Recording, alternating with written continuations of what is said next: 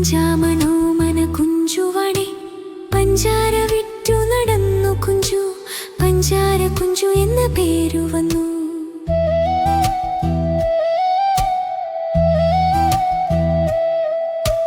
കുഞ്ചിയ മക്കഞ്ചു മക്കളെ അഞ്ചാമനോ മന കുഞ്ചുവണേ പഞ്ചാര വിറ്റു നടന്നു കുഞ്ചു പഞ്ചാര കുഞ്ചു എന്ന പേരു വന്നു.